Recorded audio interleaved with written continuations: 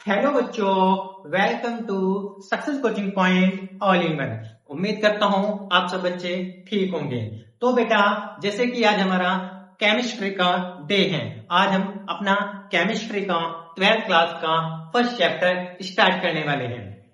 बेटा, मैंने अपनी फर्स्ट वीडियो में केमिस्ट्री के इंट्रोडक्शन के बारे में बताया था।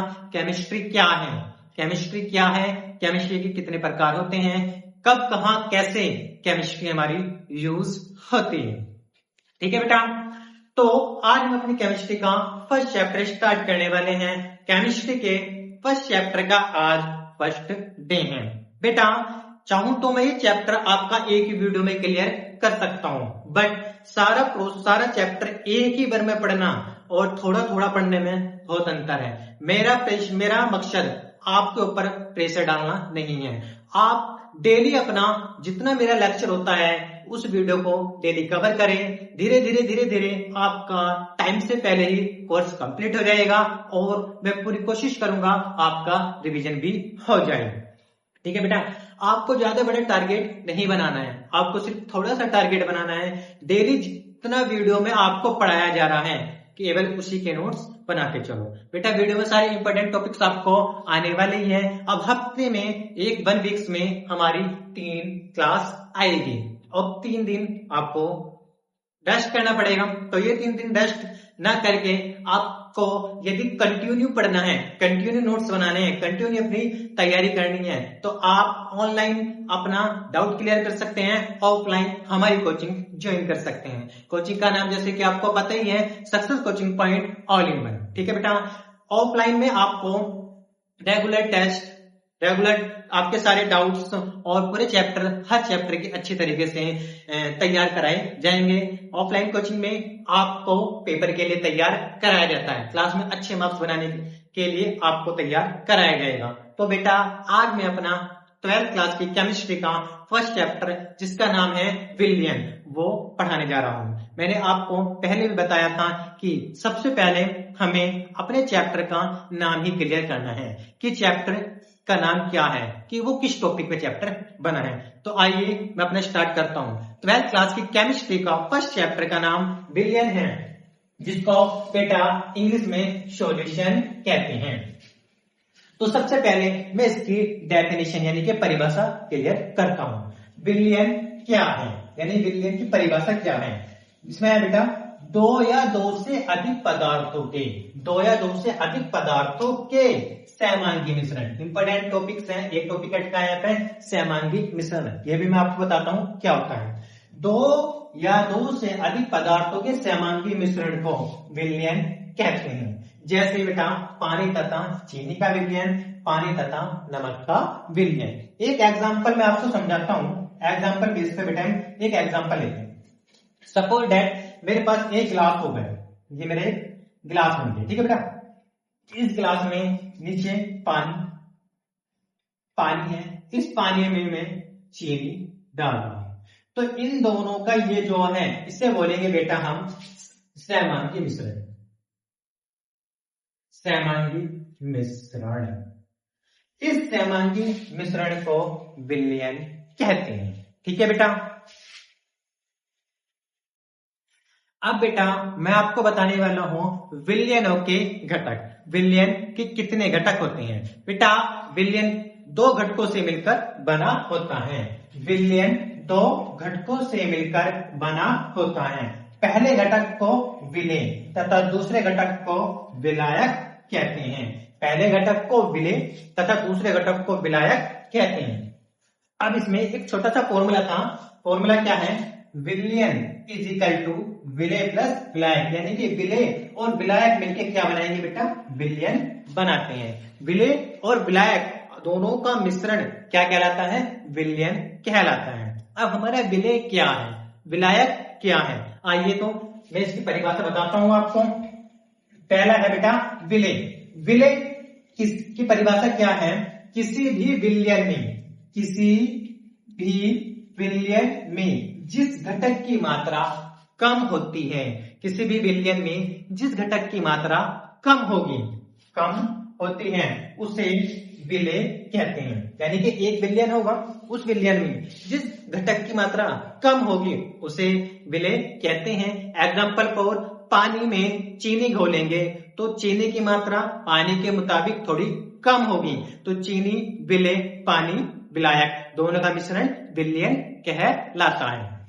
आइए विलायक पर। विलायक क्या है? किसी विलयन में जिस घटक की मात्रा अधिक होगी, विलेय की कम होगी, विलायक की अधिक होगी, जिस घटक की मात्रा अधिक होगी उसे विलायक कहते हैं। एक छोटा सा एग्जांपल और समझाता हूं आपको। फिर से एक मेरा ग्लास हो गया, इस ग्लास में मेरा पानी, ठीक है बेटा, इसमें पानी में मैंने चीनी घोल दी। अब इसके अंदर टोटल विलयन जो हो गया बेटा वो मेरा 100% हो गया। इस 100% में कम से कम मैं अपनी तरफ से अनुमान लगाता हूं कि इसमें बेटा 60% यानी कि पानी यानी कि H2O होगा, और पानी, और इसमें बचा हुआ 40% हमारी चीनी होगी। 60% हमारा पानी तथा 40% हमारी इसके अंदर चीनी होगी।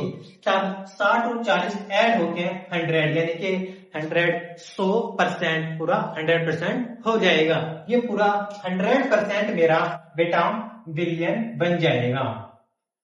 ये विलयन, अब इसमें अधिक मात्रा पानी की क्योंकि 60% है, तो ये मेरा बेटा विलायक का कार्य करेगा। ये 40% बेटा मेरा विलेय का कार्य करेगा। विलेय, इन दोनों के मिश्रण हमारा विलयन कहलाता है। जो कम मात्रा में होगा उसे विलेय, जो अधिक मात्रा में होगा उसे विलायक, तथा इन दोनों के मिश्रण को विलयन कहते हैं। ठीक है बेटा, अब मैं आपको कुछ नोट पॉइंट समझाता हूं। बेटा अब मेरा आपसे एक नोट पॉइंट है, नोट पॉइंट को थोड़ा ध्यान से समझना, इसमें बहुत अच्छी लॉजिक वाली चीज है। मैंने आपको बताया कम मात्रा वाला विलेय, अधिक मात्रा वाला विलायक, ठीक है। यदि अब नोट पॉइंट में देखो, नोट पॉइंट में बोला है यदि दोनों की मात्रा समझ, मैं बोलो यदि विलयन में एक विलयन ऐसा है जिसमें विलेय तथा विलायक, विलेय भी और विलायक की मात्रा समान हो, यानी कि विलेय की भी मात्रा समान हो और विलायक की भी मात्रा समान हो, तो मोलों के कण देखकर विलेय तथा विलायक ज्ञात कीजिए। तो मोलों के कण देखकर हमें यह बताना है इसमें विलेय कौन सा है, विलायक कौन सा है।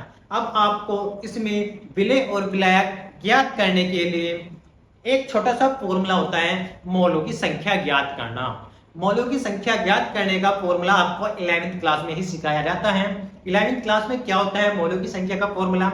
मोलों की संख्या बराबर भार, जितना हमें भार दिया है भार बटे अनुभार, वही फॉर्मूला हम यहाँ लगाते हैं और ऑटोमेटिक हमें खुद पता चल जाएगा कौन सा विलेय है कौन सा विलायक। आइए सबसे पहले दो चीज दी है यहाँ पर हमारे बेटा, ठीक है। इसने बोला है एक एग्जांपल तौर पर एक विलयन ऐसा है जिसमें 20 मिलीलीटर जल तथा 20 मिलीलीटर KCl पोटेशियम क्लोराइड है। इसमें विलेय तथा विलायक बताना है। अब इसमें देखो जल भी 20 ml है और पोटेशियम क्लोराइड भी 20 ml है, दोनों 20-20 ml है, यानी कि 20-20 ml है। अब तो हमें पता नहीं चल रहा कौन सा कम है कौन सा ज्यादा है, दोनों इक्वल है, लेकिन हमें विलेय भी बताना है विलायक भी बताना है, तभी इन दोनों का मिश्रण मिलकर विलयन बनेगा। तो फॉर्मूला लगाते हैं। देखो बेटा पहले हम जल के लिए करते हैं। जल के लिए क्या होने वाला है? जल H2O के लिए सबसे पहले क्या है? भार। जल का भार कितना है बेटा? 20 ml। ये रहा जल का भार 20 ml है। अनुभार, ये आपको पता होना चाहिए किसका अनुभार कितना होता है, कौन से अनुसूत्र का अनुभार कितना होता है। ये यदि आपको नहीं आता तो मैं एक वीडियो बनाऊंगा उसमें सीख लेना, ठीक है बेटा।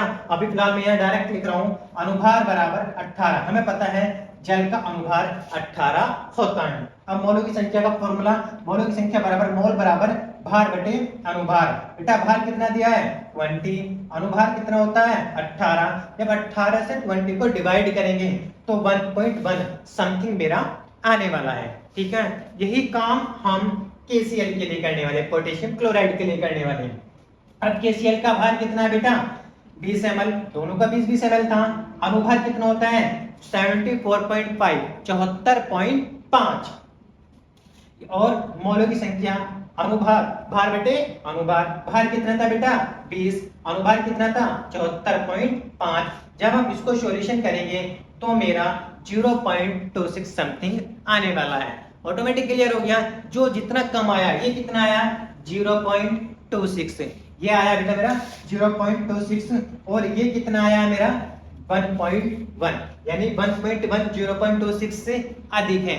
खुद पता चल गया, जो कम मात्रा में है वो हमारा विलेय तथा जो अधिक मात्रा में है वो हमारा विलायक है। अब इसमें कम मात्रा में हमारा KCl है, तो हमारा KCl यहाँ पर बेटा विलेय पदार्थ हो जाएगा।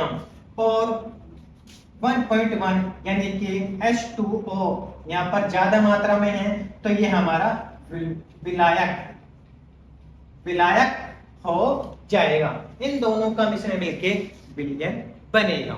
एक नोट पॉइंट और है बेटा, यदि विलयन में, हम विलयन की बात करें तो यदि विलयन में 2 घटक उपस्थित हैं, ठीक है, ये मेरा नोट पॉइंट नंबर बेटा 2 है, अच्छे से बनाना नोट से। यदि विलयन में 2 घटक, जैसे तो अब तो फिलहाल 2 घटकों की समझ में आ रहा है, घटक किसे कहते हैं जिनसे मिलकर हमारा विलयन बनता है। यदि विलयन में 2 घटक उपस्थित हैं, उस विलयन को द्विअंगी विलयन कहते हैं। और यदि विलयन में 3 घटक उपस्थित हैं तो बेटा उसे त्रिअंगी विलयन कहते हैं। अब मेरा आपसे क्वेश्चन ये है, यदि विलयन में 4 घटक उपस्थित हो तो उस विलयन को क्या कहेंगे? बेटा ये आपका होमवर्क है। उम्मीद करता हूं आपको आज की क्लास समझ में आई होगी। नेक्स्ट वीडियो में डे 2 इससे आगे का पढ़ाया जाएगा।